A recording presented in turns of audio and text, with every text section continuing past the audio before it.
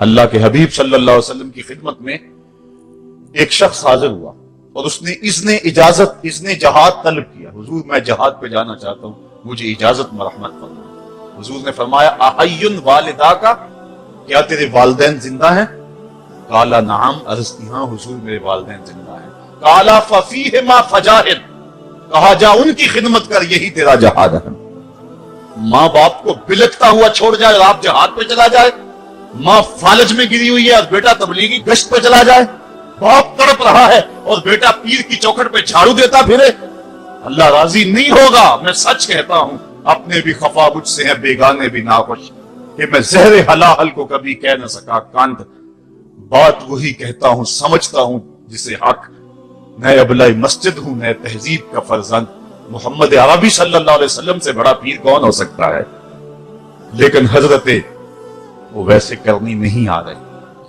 آقا کریم اپنے بٹن کھولتے ہیں اور کرن کی طرف, یمن کی طرف رخ کر کے لمبی سانسیں لیتے ہیں اور کہا میں رحمان کی خوشبو پا رہا ہوں. ایک دن صحابہ نے پوچھا, بندہ نواز جس کے لیے تڑپتے ہو, جس کی ٹھنڈی ہوائیں آپ کو آ رہی ہیں, وہ آپ کا بڑا پیار کرنے والا ہے؟ کہا ہاں میرے سے بڑی محبت کرتا ہے. تو کہا پھر اتنی محبت کرتا ہے تو یمن تو دور نہیں ہے. بلال حبش سے آ گیا, سلمان فارس سے آ گیا, سہیب روم سے آ گیا, اور وہ یہاں یمن سے نہیں آ سکا. فرمایا اس کی بوڑھی اور نابینا ماں ہے جس کی خدمت اس کو نہیں آنے دیتی. اللہ اکبر. اب حضرت اویس کرنی نہیں آئے لیکن خیر التابعین کہلائے. آئے نہیں لیکن حضور ان کی یاد میں تڑپ رہے. اللہ, بلکہ حضور نے فرمایا کہ کوئی جائے اویس بن عامر کو ملے, اور جب ملے تو اس کو کہنا میری امت کی بخشش کی دعا کرے. جو ماں باپ کی خدمت کرتا ہے اس سے ثابت ہوا اس کی دعائیں قبول ہوتی ہیں. میں نے ایک روایت میں پڑھا ہے کہ جو آدمی روزانہ اپنے والدین کے لیے دعا کرے, والدین زندہ ہوں تب بھی, والدین فوت ہو گئے ہوں تب بھی, یہ عادت بنا لے, روزانہ ماں باپ کے لیے دعا کرے, ساری زندگی اس کے رزق میں بے برکتی نہیں آئے گی. اللہ اس کو رزق کی فراوانی عطا کر دے گا. اور جو والدین کے لیے دعا نہیں کرتا اللہ تعالیٰ کی رحمتوں سے محروم ہو جاتا ہے. حضرت ابو ہریرہ رضی اللہ تعالیٰ عنہ جب بھی ہاتھ اٹھاتے تھے تو یہ دعا کرتے تھے, اللہم اغفر لأبی ہریرہ ولأمی ولمن استغفر لہما. اے اللہ ابو ہریرہ کو بخش دے, حضرت ابو ہریرہ کی ماں کو بخش دے, اور قیامت تک جو ہم دونوں کے لیے بخشش کی دعا کرے اس کو بھی بخش دے. حضرت امام محمد بن سیرین ایک بزرگ ہوئے تابعی, جب بھی دعا کرتے تھے یہ دعا ضرور کرتے تھے, اے اللہ ابو ہریرہ کی بخشش کر دے. کسی نے کہا کہ تمہیں ابو ہریرہ رضی اللہ تعالیٰ عنہ ان کی ماں سے بڑی ہمدردی ہے. کہا ان سے جو ہمدردی ہونی ہے وہ تو ہونی ہے. انہوں نے کہا ہوا ہے اللہ ابو ہریرہ اور ان کی ماں کو بخش دے, جو ان کے لیے دعا کرے اس کو بھی بخش دے. تو میں دعا کر کے اپنی بخشش پکی کر رہا ہوں. تو والدین کے لیے دعا کرنا اللہ کی رحمت کو دعوت دینا ہے. تو فرمایا کہ جاؤ اویس بن عامر کو جانا اور جا کے اس کو میری امت کے لیے دعا کا کہنا. حضرت سیدنا عمر فاروق حضرت علی المرتضیٰ گئے, جا کے ڈھونڈا, تلاش کیا, اویس بن عامر ملے, حضور کا سلام کہا, بس پھوٹ پھوٹ کے رونے لگے. کہا بتاؤ میرے رسول کے لبوں پہ میرا نام کیسے آیا تھا؟ حضور میرا جب تذکرہ کرتے تھے کیسے کرتے تھے؟ یہ درد دیکھا تو بولے کہ کیا آپ اتنی محبت رکھتے ہیں تو پھر ملنے کیوں نہیں آئے حضور؟ اتنا جو پیار رکھتے ہیں تو زیارت کرنے کیوں نہیں آئے؟ تو حضرت اویس کرنی نے بات کے رخ کو بدلا. کہا تم نے میرے رسول کو دیکھا, تم نے میرے رسول کی زیارت کی ہے؟ کہا ہاں ہم تو صبح و شام وہاں رہے ہیں. کہا پھر بتاؤ حضور کے یہ ابرو جڑے ہوئے تھے یا کھلے ہوئے تھے؟ اب دونوں حیران ہو گئے. کہا تم نے تو دیکھا, میں نے تو دیکھا نہیں, تم بتاؤ نا. پھر میں تو گیا نہیں, مجھے کہتے ہو گیا نہیں, تم بتاؤ حضور کے ابرو جڑے ہوئے تھے یا کھلے ہوئے تھے؟ حیران ہیں. کہا حضور آپ ہی بتلائیے. کہا کوئی دور سے دیکھتا تو جڑے ہوئے نظر آتے, قریب آ کے دیکھتا تو کھلے ہوئے نظر آتے. یہ وہ ہے جو ماں کی خدمت کرتا رہا اور حضور کے دربار میں حاضر نہیں ہو سکا, لیکن حاضری اس کی تھی, وہ جہاں بھی تھا وہ نبی کے قرب میں تھا. تو اس لیے ماں باپ کی خدمت اتنا بڑا وظیفہ ہے. حضرت بایزید بستامی کہتے ہیں میں نے حق معاف کروا لیا اپنی ماں سے, ماں تیرے حق ادا کروں یا اللہ کے حق ادا کروں؟ تو مجھے اپنے حق معاف کر دے, میں اللہ سے اپنے حق معاف کروا لیتا ہوں, اپنے اللہ کو راضی کر دیتا ہوں. جنگلوں میں گھومتے رہے, 12 سال بیت گئے. ایک دن دوبارہ آئے, بستان کی سمت سے گزرے, خیال آیا چلو ماں کو سلام کر دو. तहज्जुद का वक्त था, रात का वक्त था, दरवाजे पे खड़े रह गए कि मेरी माँ सोई होगी, मैंने कभी कोई खिदमत नहीं की माँ की, तो आप उठा के तकलीफ क्यों दी। सारी रात खड़े रहे। जब तहज्जुद का माँ वक्त गुजरा तो नाली से पानी आया, समझ गए कि मेरी माँ तहज्जुद के लिए उठी है। दरवाजे के करीब हो गए, माँ ने हाथ उठा लिया, कहा अल्लाह मेरा बेटा बा यजीद तेरी तलब में निकला हुआ, मैंने उसे अपने हक माफ कर दिए, तू उसको अपना विसाल अता कर दे। हजरत बा यजीद दरवाजा खटखटाने लगे और माँ के कदमों में लिपट गए और रो के कहने लगे, जिस रब को मैं जंगलों में तलाश करता हूं वो तो रब मेरी माँ के पास है। तो माँ की दुआओं में अल्लाह की रिजा है, माँ राजी हो जाए तो समझ लो खुदा राजी है। अल्लाह ताला जल्ला शानहू ने इरशाद फरमाया, वक़दा रब्बुका अल्ला ताबुदू इल्ला इय्याहु, तेरे रब ने यह तय कर दिया है कि उसके अलावा किसी की पूजा नहीं करोगे। व बिल वालिदैन इहसाना, और वालिदैन के साथ उसने सुलूक से पेश आओगे। इम्मा यबलुगन्ना इंदकल किबरा अहदुहुमा औ किलाहुमा फला तकुल लहुमा उफ़्फ़िन वला तनहरहुमा, अगर तेरे पास दो या दोनों में से एक बढ़ापे को पहुंच जाए तो फिर उनके सामने तूने उफ भी नहीं कहना और ना उनको झिड़कना है और उनसे नरम लहजे में बात करनी है। जब माँ बाप जवान हो, बच्चों की जरूरियात पूरी कर रहे हैं, उनके तालीमी अखराजात और उनके मुआशी सारे मामलात दुरुस्त कर रहे हो, तो उस वक्त तो वालिदैन की बच्चे ताजीम करते ही। इम्तिहान उस वक्त शुरू होता है जब माँ बाप बूढ़े हो जाते हैं और चलने फिरने की सख्त भी नहीं रहती, सिर्फ सांस की एक डोरी लटकी रहती है। और जिस तरह बच्चा अपने बदन से मक्खी भी नहीं उड़ा सकता था, अब ये हालत माँ बाप पर आ गई और बच्चे की तरह मिजाज चिड़चिड़ा हो गया। जमाने के हालात बदल गए, लेकिन माँ की पुरानी, बाप की वो पुरानी रवश है, वो उसी अंदाज में से डगर में बात करता है। ये आजमाइश के दिन है, ये इम्तिहान के दिन है। अब देखना है वालिदैन की इस वक्त ताज़ीम कौन करता है। फरमाया इम्मा यबलुगन्ना इंदकल किबरा, अगर तेरे पास वो बढ़ापे को पहुंच जाए, दोनों पहुंच जाएं या तेरी खुशकिस्मती कि दोनों में से एक पहुंच जाए या दोनों पहुंच जाए, तो फिर उनकी तूने ताजीम करनी। क्या कैसे ताजीम करनी?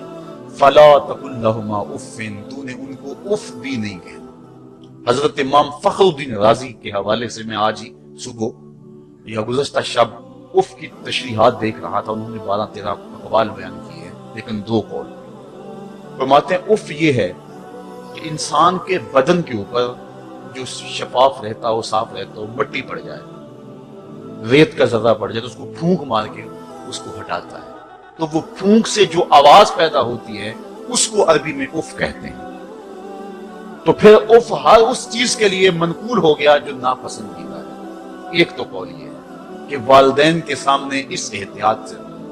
दूसरी बात, आप फरमाते हैं उफ का मफहूम ये है कि जब माँ बाप बूढ़े हो जाएं तो बोलो बरास चारपाई पे निकल जाते हैं और इंसान उनको उठा के उनकी खिदमत करता है, सफाई करता है, कपड़े बदलता है।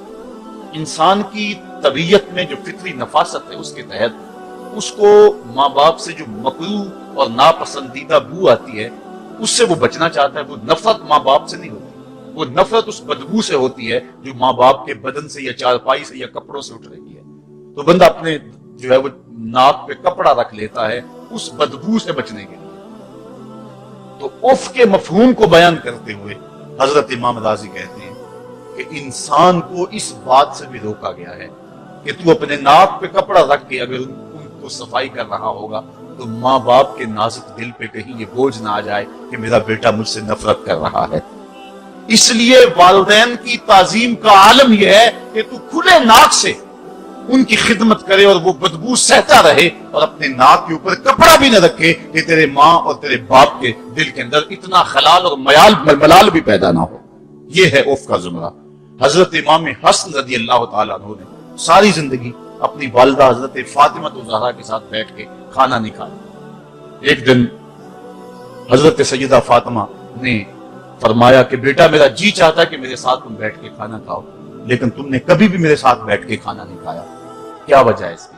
हजरत इमाम हसन फरमाने लगे, अर्ज करने लगे, अम्मी मैं इस डर से आपके पास बैठ के खाना नहीं खाता कि कहीं किसी लुकमे की तरफ आपकी नजर बढ़ जाए और मैं अदमे आगही की वजह से अपने हाथ को उस लुकमे के पे डाल लूं और ना जान सकूं कि इस लुकमे को उठाने का इरादा मेरी मां के दिल में पैदा हो चुका है और मैं अल्लाह की रहमतों से महरूम हो जाऊं, इस डर से मैं आपके साथ बैठ के खाना नहीं खाया करता। यदि माँ बाप की ताजीम का आलम यह है, उफ तक ना कहो। हजरत सईद इब्न मुसय्यब रज़ी अल्लाह ताला अन्हु जलीलुल कदर ताबी हैं, वो फरमाते हैं कि वालिदैन के सामने बेटे की हालत क्या होनी चाहिए।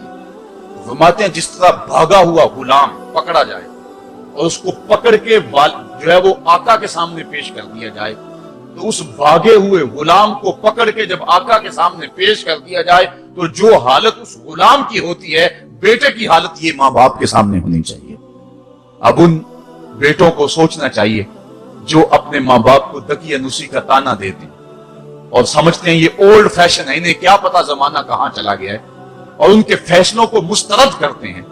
उलमा ने इस बात को तफसील के साथ बयान किया है कि शरीयत के जो कतई ज़ाब्ते हैं, उन ज़ाब्तों और उन कवानीन को और उन मामलात में तो वालिदैन की फर्माबरदारी नहीं होगी, अल्लाह की अगर मासियत होती हो, लेकिन जो मामले शक वाले हैं वहां माँ बाप के कौल को तरजीह दी जाए। तो फरमाया उनके सामने उफ भी नहीं कहनी, वकुल लहुमा कौलन करीमा, और उनसे नरम लहजे में बात करनी है। वख्फिद लहुमा जनाह ज़ुल्ल मिनर रहमा, और उनसे बात और उनके लिए अपने बाजू बिछा लेने हैं नरम दिली की वजह से, नरमी की वजह से। जब जानवर जमीन की तरफ रुख करता है, ऊपर से नीचे की तरफ आता है तो अपने परों को सकेड़ लेता है, तो उसके लिए ये लफ्ज बोले जाते हैं वख्फिज लहुमा जनाह। तो अल्लाह ताला फरमाया जिस तरह वो जानवर इज्जत से अपने बाजू सकेड़ लेता है और फैलाता नहीं है, वालिदैन के सामने तेरी अकड़, तेरा ओहदा, तेरा मनसब, तेरी शाने, तू बड़ा ऊंचा है, लोग तुझे सल्यूट करते हैं, तेरे हाथ चूमते हैं, तुझे सलाम करते हैं, ऊंची कुर्सियों पे तू बैठता है, लेकिन वो सब वहां छोड़ दे और माँ के कदमों में आजिज बन के बैठ जा, बाप के कदमों में आजिज बन के बैठ जा। वहां अपनी उस किसी चीज का लिहाज रख, परिंदा ऊपर कोड़े तो पर खोले, लेकिन जब नीचे आए तो परों को समेट ले। तेरा ओहदा, तेरा मनसब बाहर रहे, जब माँ बाप के पास आए उस वक्त तू मुअद्दब गुलाम की सूरत में अपने वालिदैन के सामने खड़ा। वकुल रब्बिरहमहुमा कमा रब्बयानी सगीरा, और अगला हक ये बयान फरमाया कि अल्लाह की बारगाह में अर्ज़ कर रहा है, अल्लाह मेरी माँ पर भी और मेरे बाप पर भी रहम फरमा दे। आफाक के हर गोशे में कुरान सुना कर दम लेना, अब रुकना नहीं, अब थमना नहीं, फिरदौस में जाकर दम लेना, आफाक के हर गोशे में कुरान सुना कर दम लेना, अब रुकना नहीं, अब थमना